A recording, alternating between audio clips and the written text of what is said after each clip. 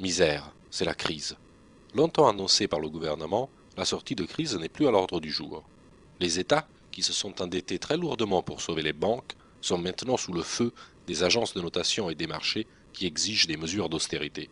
En d'autres termes, ils veulent faire payer leur crise au peuple. Pour en sortir, le credo à droite, mais hélas parfois à gauche, est souvent le même.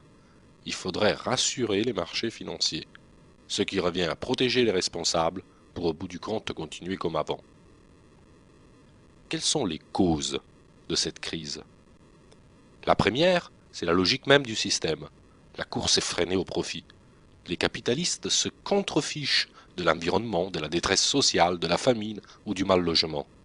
Pour le capitalisme, le comment importe peu. Ce qui compte, c'est combien cela rapporte. Or, comme depuis 30 ans, la spéculation financière est devenue l'une des principales sources de profit pour les capitalistes, il est pour eux hors de question de couper la pompe à fric, quel que soit le prix à payer pour les peuples.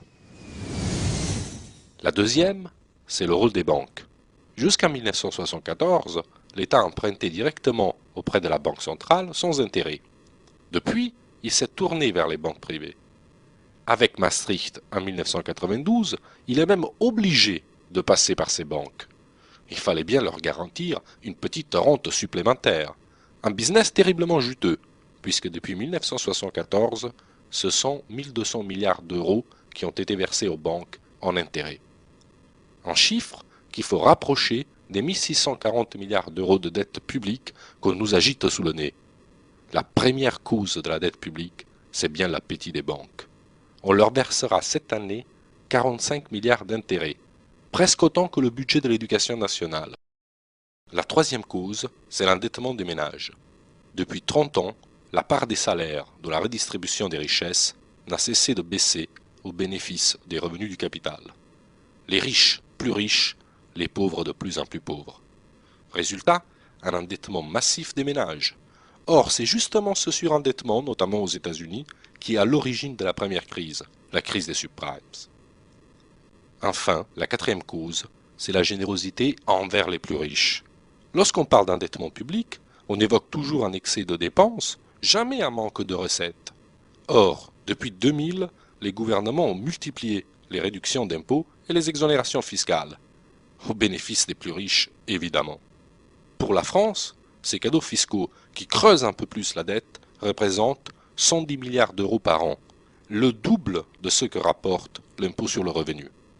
Les conséquences de la crise sont d'une extrême dureté. D'abord, les États voient leur endettement public exploser. Pour la France, il est passé de 14% du PIB en 1974 à 81% aujourd'hui. Cette situation n'est pas due à un excès de dépenses, aux acquis sociaux qui coûteraient trop cher, mais bel et bien au choix délibéré de réduire les recettes. Pourtant, avec la complicité des gouvernements, les amis des marchés utilisent la dette pour obtenir la casse des services publics et celle des droits sociaux. Ensuite, les politiques d'austérité viennent aggraver la récession. La réduction de la dépense publique, le plafonnement des salaires et des pensions aboutissent à moins de commandes pour les entreprises, moins d'emplois et bien sûr moins de recettes pour l'État. Un véritable carnage. Au bout du compte, loin de tirer les leçons des crises à répétition et de l'impasse dans laquelle nous pousse la cupidité des spéculateurs, nos leaders politiques ne font que suivre les recommandations de ceux-là même qui ont échoué. Après qu'ils nous aient cassé bras et jambes, il faudrait continuer à écouter les bons docteurs du FMI, de la Commission européenne, des agences de notation et du gouvernement. Ils n'ont qu'un objectif, nous achever, en nous entraînant toujours plus loin dans leur logique folle. La dette est pour eux un prétexte. Non seulement ils ne sont plus crédibles, ils sont dangereux. Pour rompre cette spirale infernale, le Front de gauche fait 3 propositions. D'abord, depuis l'obligation faite aux États de se financer sur les marchés, ceux-ci se gavent avec la dette. La preuve, les banques n'ont jamais fait autant de profits que depuis 2009. Ça suffit. Il faut un droit d'inventaire sur la dette, il faut traquer la dette illégitime pour, le cas échéant, mettre un terme à son remboursement. Ensuite, pour sortir des dérives actuelles, nous devons remettre en cause le recours au marché comme mode de financement des États. il faut instaurer un financement direct des États par la Banque centrale européenne. Nous sortirons ainsi l'État des griffes des marchés financiers pour retrouver la maîtrise d'une véritable politique économique. Enfin, nous voulons une maîtrise publique du secteur bancaire et financier.